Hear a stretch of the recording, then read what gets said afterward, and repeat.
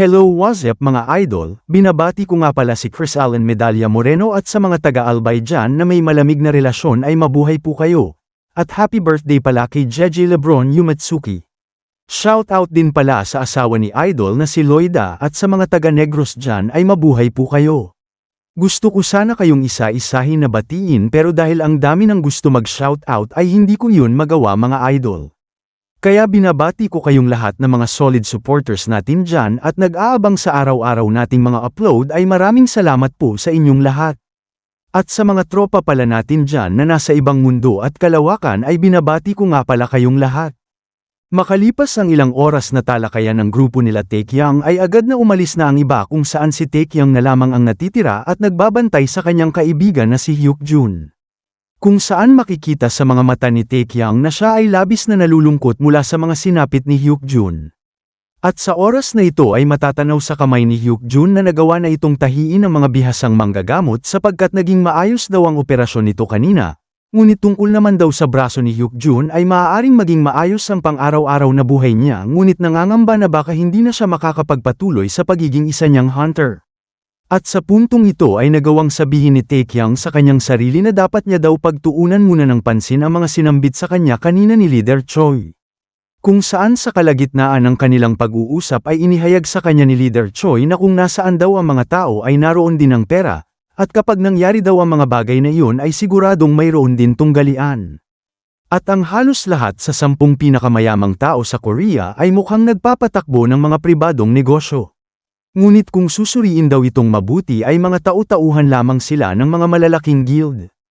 At nun rin daw ang kalakaran sa ibang bansa. Mariing inihayag rin ni Leader Choi na ang mga Dark Hunters ay parang isang nakatagong armas para sa mga malalaking guild. Sa puntong yun ay agad na uunawaan ni Taecyeon ang gustong iparating sa kanya ni Leader Choi kung saan sinambit niya na ito raw ay kanyang naiintindihan na. Ngunit ang hindi maintindihan ni Taecyeon ay kung bakit daw napagtripa nila si Hyukjun na kung maaari naman silang punteryahin nila ng diretsyo. Dito ay inihayag ni Leader Choi sa bida na si Taecyeon daw ay parang isang walang muwang klaseng individual. Sapagkat ang mundo daw na ginagalawan nila ngayon ay isang mundo kung saan may mga taong kayang burahin ng madali ang mga individual na tao o kahit ang buong guild mismo. Dahil sa mga pangyayaring ito ay sinabihan siya ni Leader Choi na isantabi niya daw muna ang kanyang pangkaraniwan na pag-iisip. Sa puntong ito ay sinambit ni Taecyeon sa kanyang sarili na hindi daw siya ang klaseng tao na walang alam sa mga nangyayari, sapagkat inakala niya daw noong una na ang mundo na kanyang ginagalawan ay magkaiba sa mundo ng Merem. At ang sistema ng panlipunang kagalingan at karaniwang etika na mayroong mga batas at kaayusan ay isa daw sibilisasyong mas maunlad kaysa sa Merem. At ito ay kanyang nauunawaan na mayroon ding mga alitan dito sa mundo na kanyang ginagalawan ng dahil sa mga kapangyarihan o posisyon, ngunit hindi niya kailanman inakala na mangyayari rin dito sa mundo nila ang mga ganitong bagay. Matapos ang kanyang mga pagmumuni-muni ay galit niyang inihayag na kahit ano pa daw ang mangyayari ay hahanapin niya daw kung sino man ang gumawa nito sa kanyang kaibigan.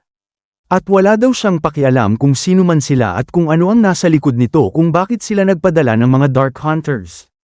Ilang sandali nito ay bigla na lamang tumunog ang cellphone ni Taecyeon sa kanyang bulsa. At nang ito ay kanyang buksan ay agad niyang nakita ang mensahe na ipinadala sa kanya ni Leader Choi na siya daw ay pumunta sa kanilang guild house, kasabay nito ay makikita na ang oras ngayon sa kanyang cellphone ay nasa 3:00 na ng umaga. Sa kasunod dito ay agad na umalis si Taecyeon at iniwan na muna si Hyukjun na mag-isa sa kanyang kama, kung saan sinambit ni Taecyeon sa kanyang kaibigan na siya daw ay magpahinga na muna. Matapos nito ay lumipat ang eksena sa tinutuluyang gusali ng kanilang guild ni Taecyeon. Kung saan mayroong ipinakita na artikulo si Leader Choi sa bida at sinambit sa kanya na 1 oras pa lang daw ang nakalipas simula nang lumabas ito. At ang nilalaman daw ng artikulo na ito ay siyang tumutukoy sa bida kung saan sinambit dito na ang sistema daw ng hustisya ay yumuyuko sa harapan ng mga sikat na tao, kaya't iniisip ng iba na kung nasaan daw ba ang hustisya sa mga ganitong bagay. At sa kasunod nito ay mayroon ding artikulo na lumabas tungkol sa pagkamatay ni Myunghun at kinukwestiyon si Taecyeon kung ang pangyayari daw ba na yun ay isang self-defense talaga o isang murder. Dito ay makikita na labis na nagulat si Miss Song sa kanyang nakita na kahit 4 o'clock pa lang ng umaga ito in-upload at 1 oras pa lang ang nakalipas ay lumampas na agad ito sa 100,000 views at 5,000 comments. Samantala si Taekyang ay hindi kaagad nakapagsalita matapos marinig ang mga balita at komento tungkol sa kanya. Tumugon naman si Leader Choi na mukhang isang himala daw na ang mga gumagamit ng internet ay maagang gumigising, kaya agaran niyang napagtanto na mukhang ang mga taong nagkokomento dito at nanonood ay isang mga bayaraang tao o gumagamit ng isang artificial intelligence para mabilis na palaguan ang balita. Sa puntong ito ay makikita na labis na nanggagalaiti sa galit si Taekyang at sinambit na napaka-interesado naman daw ng mga taong may gumawa nito. Samantala nagsalita si Leader Choi na magpatuloy pa daw siya na mag-scroll sa tablet dahil mas marami pa daw siya na makikita doon. Matapos ang mga pahayag ni Leader Choi ay kaagad na tiningnan muli ni Taekyang ang mga kasunod na nilalaman ng mga balita sa tablet ni Leader Choi. Kung saan mayroon na namang balita na hindi pinangalanan pero kung titingnan ay tumutukoy naman ito sa pagkatao ni Taekyang, kung saan mayroon daw lumantad na dating katrabaho ni Taekyang at nagsasabi na siya daw ay isang masamang klaseng tao. Sa puntong ito ay nagbigay ito muli ng pagkainis sa bida at kaagad na napansin ni Leader Choi ang reaksyon ni Taekyang kaya tinanong niya ito kung kilala ba niya ang taong ito. Nang mga oras na ito ay muling pumasok sa memorya ni Taekyang ang lalaking bastardo na team captain niya dati sa unang guild nito, kung saan mayroon itong malaking kasalanan dati sa kanya dahil marami rin itong katarantaduhan na ginawa sa kanya.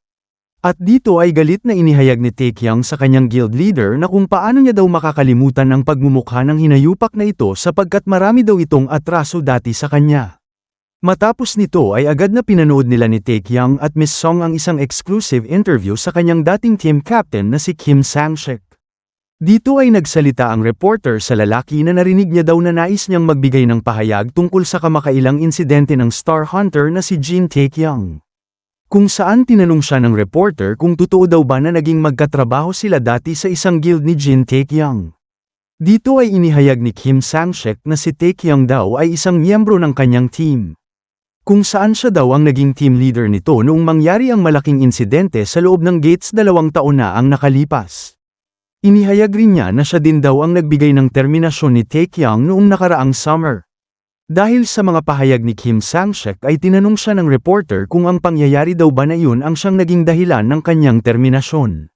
Dito ay makikita na umaakting ng pag-iyak ang hinayupak na dating team captain ni Taekyang sa harapan ng telebisyon.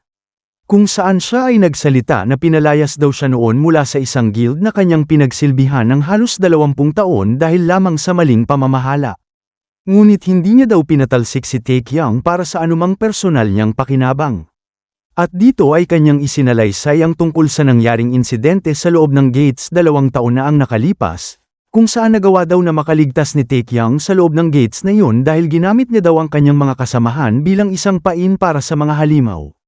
Wika pa niya na si Taekyang daw ay isang masamang tao na kayang gawin ang lahat para sa sarili niyang kapakanan. Nang ito ay marinig ni Taekyang ay labis siyang nanginginig sa galit kung saan gustong-gusto niyang suntukin ang pagmumukha ng bastardong lalaki na yun. Samantala, nagsimula ng pag-usapan si Taekyang sa loob ng social media kung saan sinambit ng isang nagkomento na alam niya na daw na mangyayari ito dahil may mga chismis na daw dati na lumabas tungkol sa kanya. Inihayag rin ng isang citizen na matapos niya daw makita si Taekyang na gumagamit ng mga bad words sa telebisyon ay napagtanto niya daw na si Taekyang ay may isang anger issue. At ang mga taong may ganitong problema daw ay may palaging potensyal na maging mamamatay tao. Matapos nito ay nagpahayag si Leader Choi na napaka-organisado daw ng mga propaganda na inilalabas nila sa pamamagitan ng media. At napakahalata daw ng mga gawain nilang ito matapos magsimula silang magpadala ng mga Dark Hunters. At habang nag-scroll si Taekyang sa mga lumalabas na artikulo ay galit niyang inihayag na kahit ni isang artikulo daw tungkol sa pag-atake kay Hyukjun ay wala man lang lumalabas. Sinabi rin ng bida na puro na lamang daw ng mga paninira ang kanyang naririnig na mga balita. Pinayuhan naman ni Miss Song ang bida na wala na daw siyang kailangan pang basahin dito dahil puro lang daw na mga kasinungalingan ang ipinapalabas nila. At kasabay nito ay tinanong ni Miss Song si Leader Choi kung mayroon na ba siyang nakalap na balita mula sa Departamento ng Imbestigasyon ng Pulisya. Subalit malungkot na inihayag ni Leader Choi na wala daw siyang may nakalap na isang importanteng bagay mula sa mga pulis. Dahil dito ay kaagad na lumingon si Taekyang sa kanya at tinanong si Leader Choi kung ibig bang sabihin nito ay kasabwat rin nila ang mga pulis. Pero tumugon si Leader Choi sa bida na naniniwala daw siya na nasa ilalim pa ng matinding pressure ang departamento ng pulisya kaya't hindi pa sila kaagad na makapagbigay ng buong detalye. Sapagkat hawak rin daw nila ang lahat ng mga footage ng CCTV sa nangyaring gulo sa restaurant. Kasabay nito ay nagsalita si Taekyang na kung ganun daw ay kinakailangan lang nila na kausapin ang mga nakuha nilang saksi. Pero sumagot si Leader Choi na hindi niya na daw makontak ngayon ang halos sa 3 saksi na kanilang nakuha. Matapos nito ay agad na inis si Taekyang kung saan sinambit niya na mukhang naging kasabwat na rin daw ng mga hinayupak na bastardong ito ang halos lahat sa kanila. Sa kasunod nito ay tinanong ni Taekyang ang kanyang mga kasamahan kung may pag-asa pa ba na makipagkita sa kanya ang mga dati niyang katrabaho matapos lumabas ang mga ganitong balita tungkol sa kanya. Tumugon naman si Miss Song sa bida na narinig niya daw na hindi naman ganoon kasama ang naging reputasyon ni Taekyang sa dati niyang guild. At ang isang normal daw na tao na may pag-iisip ay hindi gagawa ng mga ganitong klaseng panayam katulad ni Kim Sang-shek. Inihayag naman ni Taekyang na ilang araw pa lang daw na nakalipas ay pinagkakatiwalaan niya pa ang dati niyang mga kasamahan sa Picnic Guild. Pero ngayon ay nagdududa na daw siya na maniwala sa kanila dahil kung kaya daw nilang galawin ang mga senador at pulis ay paano pa daw kaya ang kumbinsihin nila ang ilang mga individual na hunter.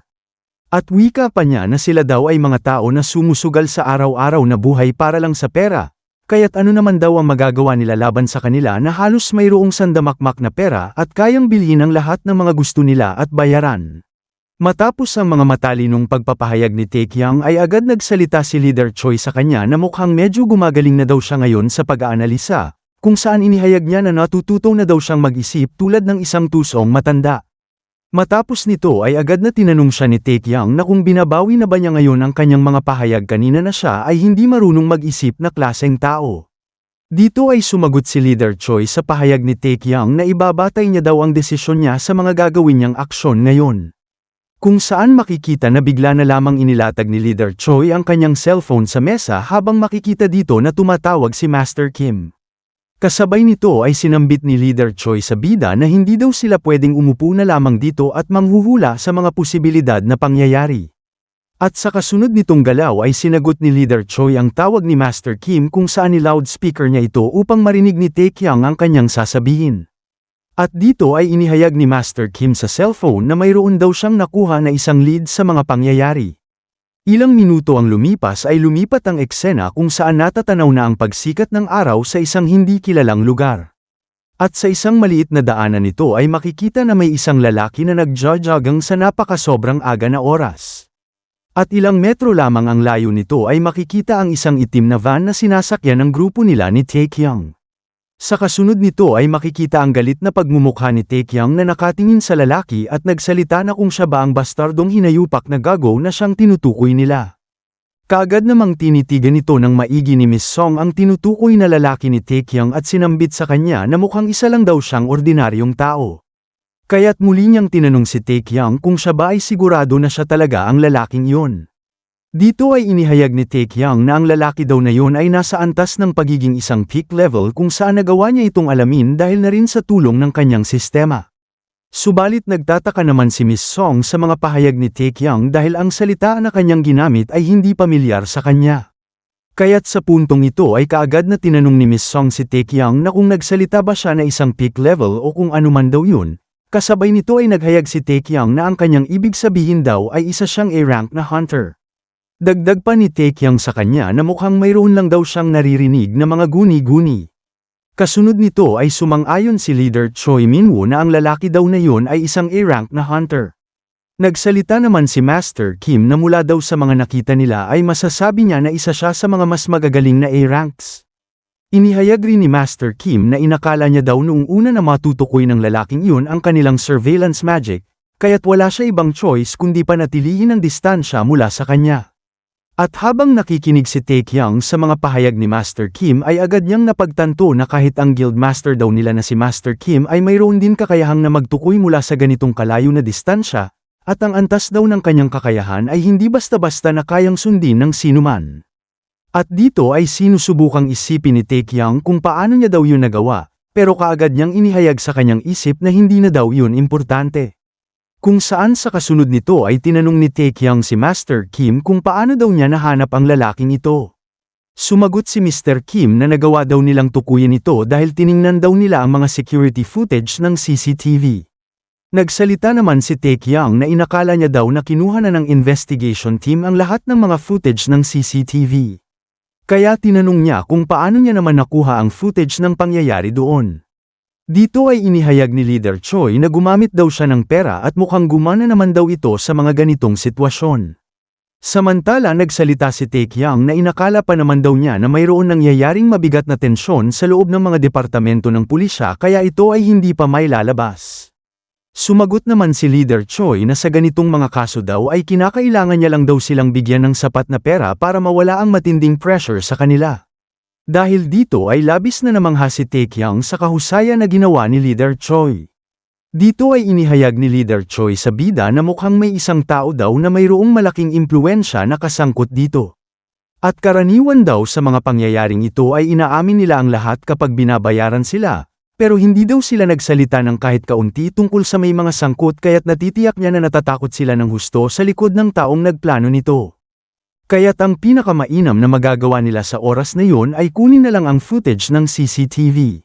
Dito ay tinanong ni Taekyang kung ang lalaki ba na nakikita nila ngayon sa daan ay ang lalaki rin na nasa footage ng CCTV.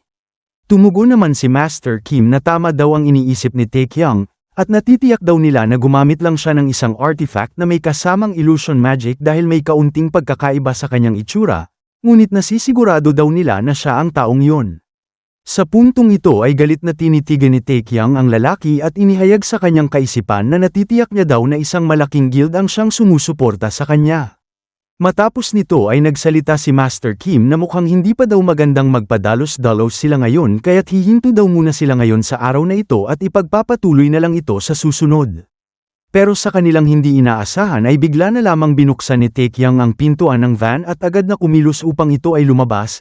Dito ay inihayag ni Taekyang na mas mabuti daw na kung umpisahan na nila ito ngayon din at tapusin na kaagad. Dahil dito ay kaagad siyang pinagsabihan ni Master Kim na alam niya daw na mayroon siyang malakas na kakayahan. Pero napakadelikado daw na kaagad siyang lulusab sa kaaway na wala man lang kaunting kaalaman tungkol sa tinataglay nilang kakayahan. Tumugon naman ang bida na ito raw ay kanyang naiintindihan at nauunawaan pero hindi na daw niya kaya pang ipaliban ito ngayon. Kasabay nito ay makikita na nag-aalala na nagsalita rin si Miss Song sa bida na huwag daw siya pabigla-bigla dahil hindi niya rin daw alam kung ilan ang mga naghihintay na kaaway sa kanya doon. Nagsalita naman ang bida na okay lang daw siya, sapagkat sa tingin niya daw ay mas malakas pa nga daw ang tatlong hinayupak na takmol na nakilala niya kaysa sa taong yun. Samantala nagtataka naman si Miss Song kung sino ang tatlong takmol na kanyang tinutukoy. Kasabay nito ay nagsalita rin si Leader Choi na gustuhin niya man daw na pigilan si Taekyang ngunit mukhang wala naman daw siya magagawa upang pigilan ang binabalak niyang gawin. Sapagkat ang bawat kabaliwan daw na ginagawa ni Jin Taekyang ay naging matagumpay. Dito ay makikita na gumagawa na ng pag-stretch ang bida at naghahanda para sa pagsugod nito sa mga kaaway.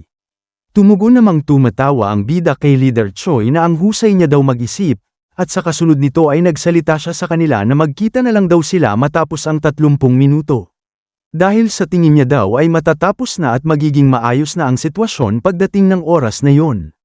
Dito ay pinagsabihan siya ni Leader Choi na siya daw ay mag-ingat, sapagkat ang mga Dark Hunters daw ay sinanay upang pumatay ng mga tao at hindi halimaw. Kaya't huwag daw siya maging pakampante sa kanilang lahat. Sa mga oras na ito ay tuluyan ng iniwan ni Taekyang ang tatlo nitong kasamahan sa loob ng kanilang van, kung saan makikita na seryosong lumalakad si Taekyang patungo sa lugar ng mga Dark Hunters. At wika pa ng bida na siya ay sinanay rin daw upang pumatay ng mga demonyong kaaway. Ilang sandali na paglakad ni Taekyang sa isang liblib na lugar ay kaagad natatanaw na niya ang tinutuluyang bahay ng mga Dark Hunters. Kung saan sa loob ng kanilang gate ay makikita na mayroong mga malalaking aso na Doberman na siyang nagbabantay dito, at ang bahay din na ito ay protektado ng isang CCTV. Matapos nito ay agad na napansin ng isang Doberman ang mga pag-apak ni Taekyang sa labas ng gate. Kung saan sa puntong ito ay makikita na tinatangka ng tumahol ng mga aso sa ating bida. At sa may madilim na banda ng sulok ng malalaking puno ay matatanaw ang anino ni Taekyang na siyang lumalakad patungo sa gate ng bahay. At dito ay nagsimulang maglabas ng matinding aura si Taekyang na siyang kumakalat sa paligid, kung saan inihayag niya sa mga aso na kung sila daw ay tatahol sa kanya ay gagawin daw sila nitong adobo. At nang mapansin ng mga aso ang nakakatakot na aura ni Taekyang ay agad na nagsiiyakan ang mga ito sa loob ng gate. At sa kasunod nitong galaw ay kaagad na bumaluktot ang mga bayag ng aso at umalis sa harapan ng gate. Kung saan sa sandaling ito ay lumalapit na ang distansya ni Taekyang at naglalabas ng umaapoy na aura. Pagkatapos nito ay agad niyang nilapitan ang gate at sinunog ang nakakandado na bakal nito gamit ang kanyang bumabagang apoy na kakayahan ng Scorching Clan. Dito ay makikita na nagawa na ni Taekyang na makapasok sa loob ng compound ng bahay ng mga Dark Hunters.